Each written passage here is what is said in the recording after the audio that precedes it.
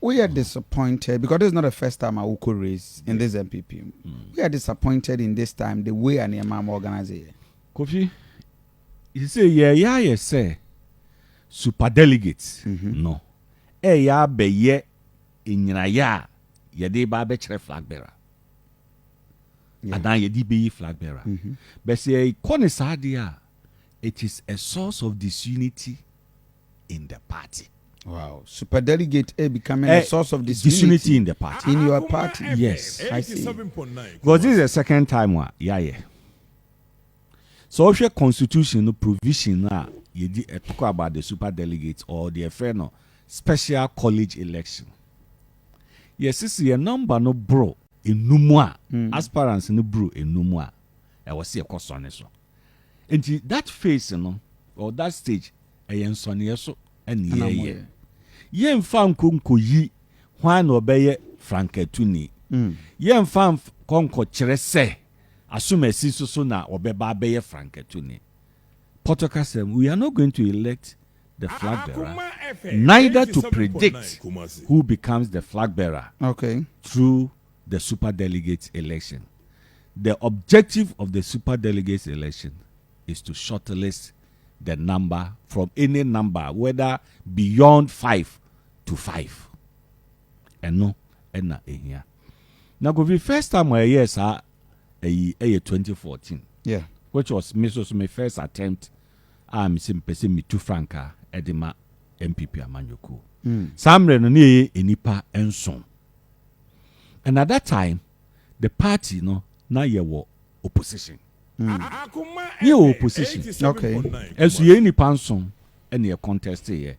Me Addai Nimoh, Joe Gate, Nana Akufo-Addo, Kofi Oseyameyaw, Alan Kyerematen, Asamoah Boateng, Kofi Kurendu-Apraku.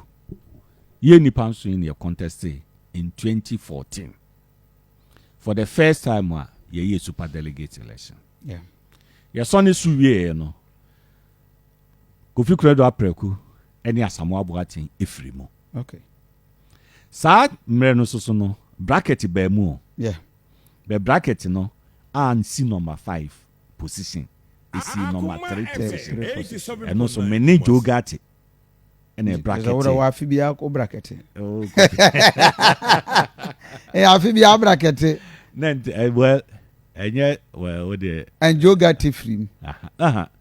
Many jogati bracket third. Inti Nana Akufo-Addo the first, Kyerematen Tosumienu. Mini Jogati ba third. Inti ne akoye ye nyina ye third position, but akoye nipa 4. Nipa 4. And Kofi Oseyameyaw abeka ho ma ye 5.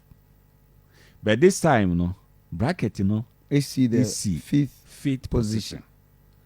And the guidelines in the news so much say it's 5th position now. I will see a call runoff. Na me TFO Abjana Bejina so say 2014 na party no opposition ye call ye ye 2 year ye sa call main contest make I ye 2 year no ye hey na pressure mo aka no Addai Nimoh chairman to munsi for make I say samre no obi busa me question say Addai Nimoh na me say yes so say na oba shortlisting election na oba flag bearership election. And I'm saying by flag bearership election. Some me too frank. I'm saying 87.9 Kumasi. Na race biano. O shall say. That's who we. Now body be or yeah, the amount. Yeah, the amount. Said the city no. Some na party no position. Yes, near the Nana Akufo-Addo 2008 elections. Party name kunim. Yeah, the 2012 elections. Party name kunim. Inti akwesi ya tena opposition for 2 terms. For 2 terms. Inti amanfo ho hare say ye ba ben mu. Inti sadia enka mu bi akra en contest na na Akufo-Addo. Akoma kabima minka bi no. Yenya ni sa. So no. Party so yes ye we kuku dambom. Inti at any point in time no. E wo si etimi hu si e wo nipa beye miensa enan enum ensia. Obi ejina ne na so a at any one of them can become the flag bearer of the party. Yeah. Na so wo she wo di ebinmu any so ade hunu AC chef for Modia. Party ni nyina na na wo ye dey. Ye di ho abro.